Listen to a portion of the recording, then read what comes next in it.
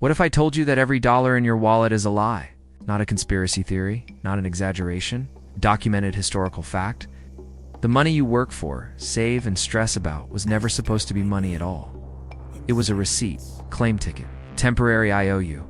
And somewhere along the way, the richest and most powerful people on earth pulled off the greatest magic trick in financial history.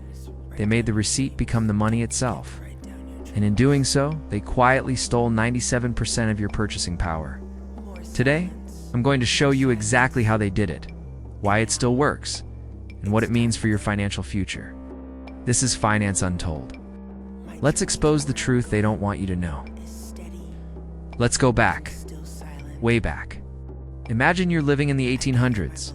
You've worked hard, you've saved gold coins, but gold is heavy. It gets risky to carry. Thieves exist.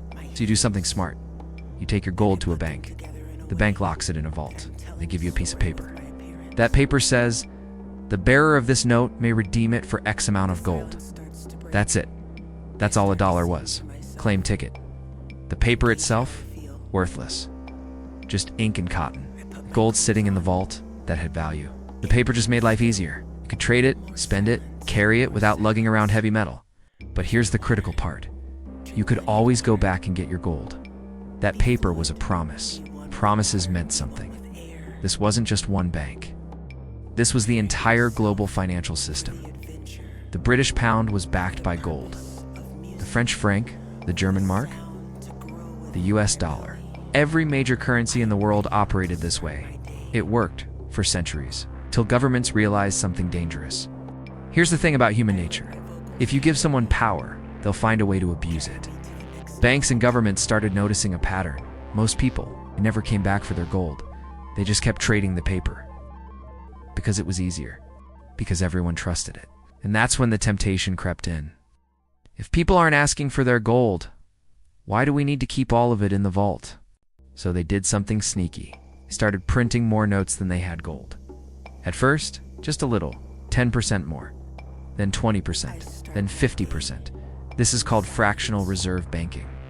And it's still how the system works today. Think about that. You deposit $100, the bank keeps $10 and lends out $90. That $90 gets deposited somewhere else. That bank keeps $9 and lends out $81. From your original $100, the system just created nearly $300 in paper claims. But there's still only $100 in actual value. For a while, this worked, because not everyone asked for their money at once. But when they did, bank runs, panics, collapses, and every time that happened, governments had a choice: admit the fraud or double down. They doubled down. Let me take you to a specific moment in history. August 15th, 1971. President Richard Nixon appears on television. He makes an announcement that will change the world forever. He's closing the gold window. What does that mean? It means foreign governments could no longer exchange their US dollars for gold. Nixon said it was temporary, short-term measure to stabilize the economy. That was 55 years ago. It was never reopened. Overnight, the dollar went from being backed by gold to being backed by nothing. Nothing but a promise.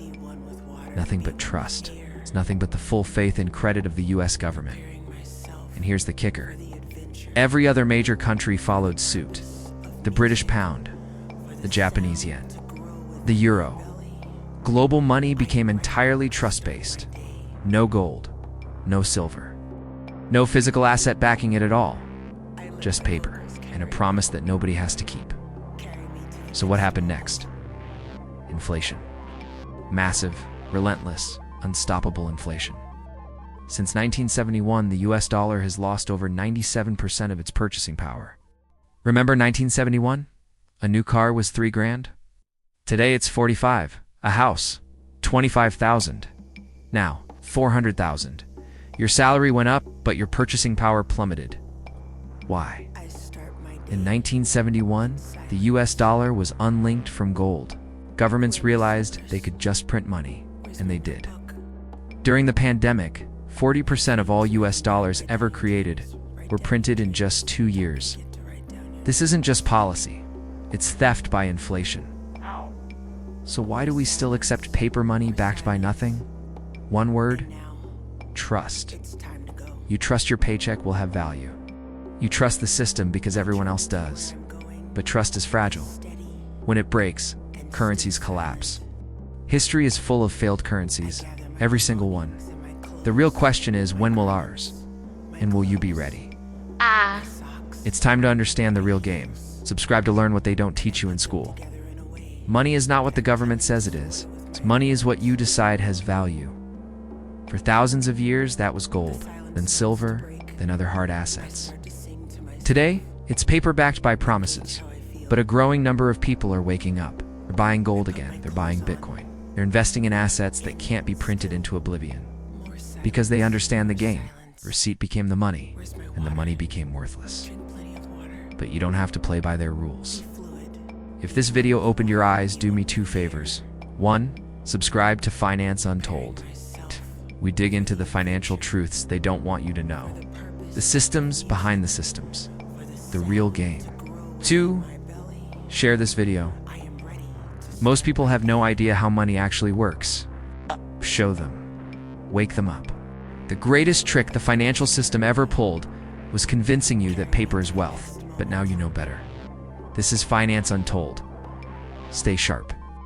Stay informed and never stop questioning. I'll see you in the next one.